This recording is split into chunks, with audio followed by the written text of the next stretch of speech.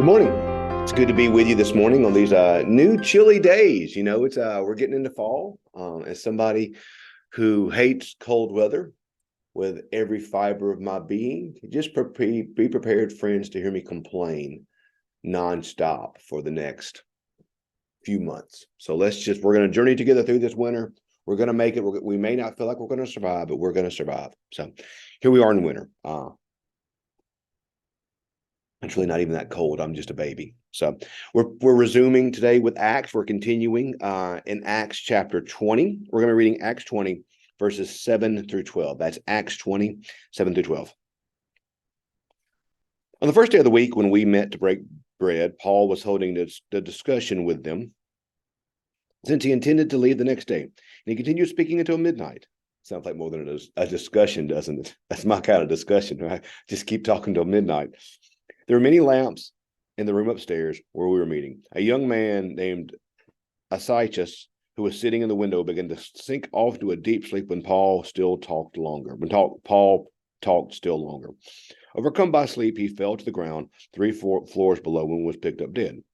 But Paul went down and, bending over him, took him in his arms and said, "Do not be alarmed, for his life is in him."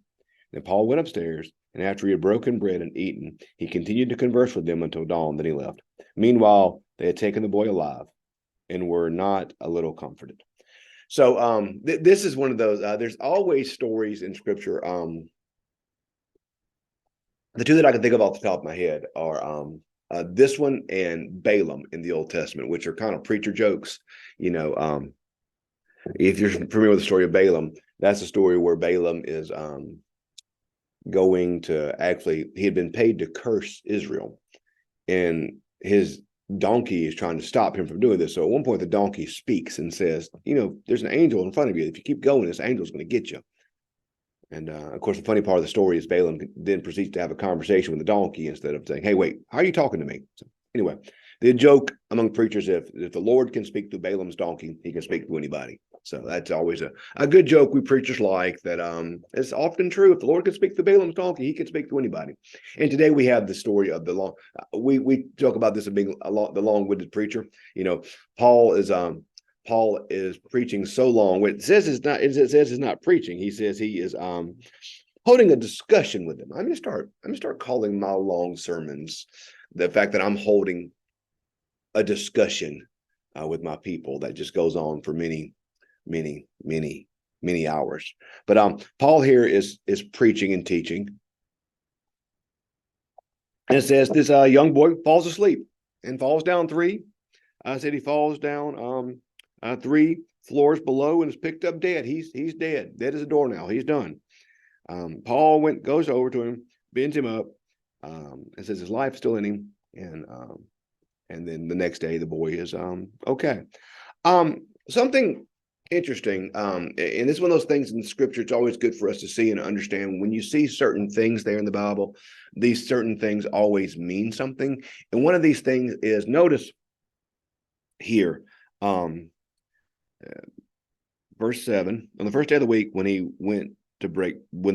met to break bread, Paul's holding a discussion with them. And then it says again, Paul went upstairs, and after he had broken bread and eaten, he continued to converse with them until dawn. Then he left. Okay, so was Paul just hungry? Does Luke really want you to know that Paul wanted a sandwich? Is that what it means here when it talks about the breaking bread? No, remember in the Bible, particularly in the New Testament, every time you hear the word speak of someone breaking bread, Paul here breaking bread, and particularly in Acts, when Paul breaks bread here, this is communion. This is not just symbolic of communion, but this is communion. In other places, particularly in the Gospels, when we see Jesus break bread, think about how many times, and think about the walk to Emmaus, when Jesus is walking with the 2 disciples, and it says they get to Emmaus, and Jesus went inside with them and explained the Scriptures, and then it said he broke bread. These are always allusions to, our symbols of, or hearkenings to the gift of Holy Communion. And these are not accidental inclusions, particularly here in this story here. Twice it's mentioned. Now, on the first day of the week when we meant to bake bread, got to remember, Sunday in the Roman culture was the first day of the week. It was their Monday. You know, we think of the weekend, Saturday, Sunday.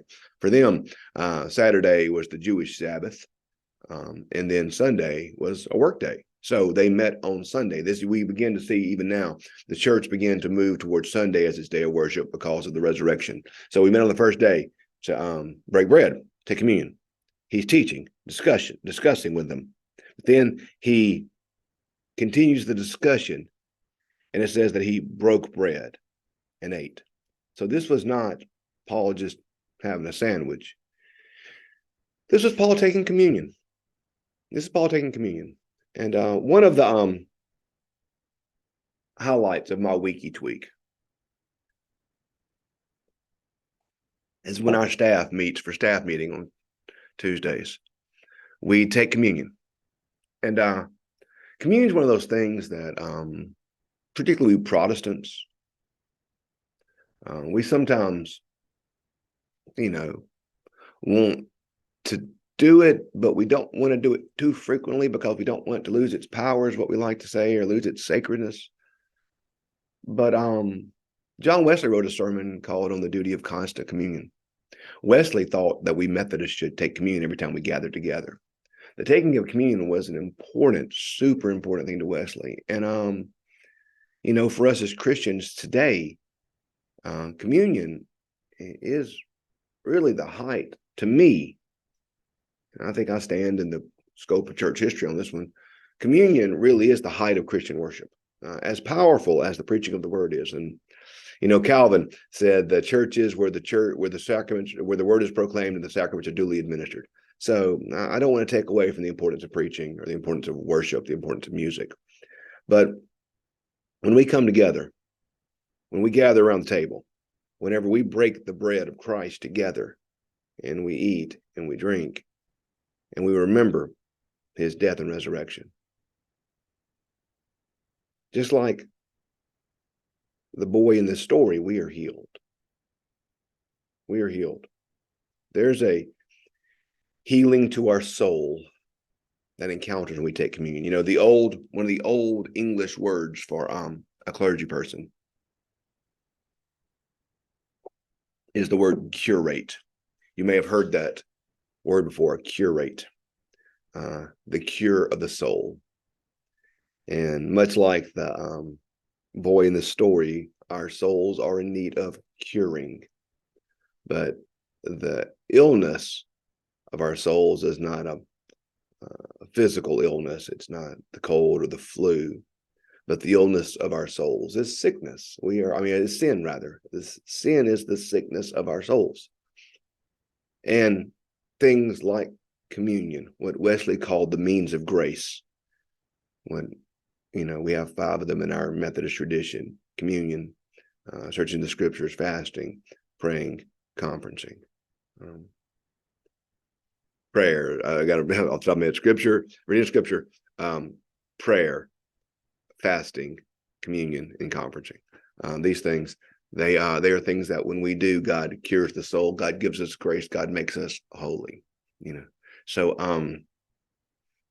I think we can make fun of Paul for his long-winded preaching, which I've had many of my friends throughout my life do that to me, make fun of my long-winded preaching. What's the old joke? There's a thin line between a long sermon and a hostage situation. So many of my churches have felt like they've been there.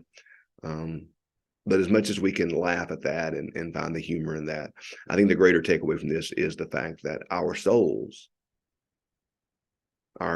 need the healing that comes from God's grace. This young boy is brought to life in the midst of communion, brought back to life rather, in the midst of communion.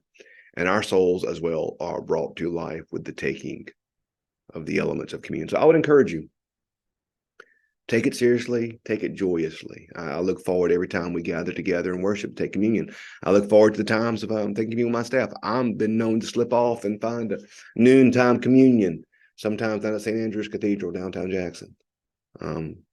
We can't take it too often, and it can't mean too much to us. So this child was killed, but then he was cured. He was healed with the breaking of bread. Friends, we are healed as well when we receive God's grace, especially through communion. So I hope today you can look forward to the next time you take it, you receive it, and you feel the grace of God. So it's a gift. And I know it's one of the greatest blessings of my ministry to serve communion. One of the greatest blessings of me as a Christian is to receive communion. So anyway, don't take it for granted. Look for it with joy and enjoy it when you receive it.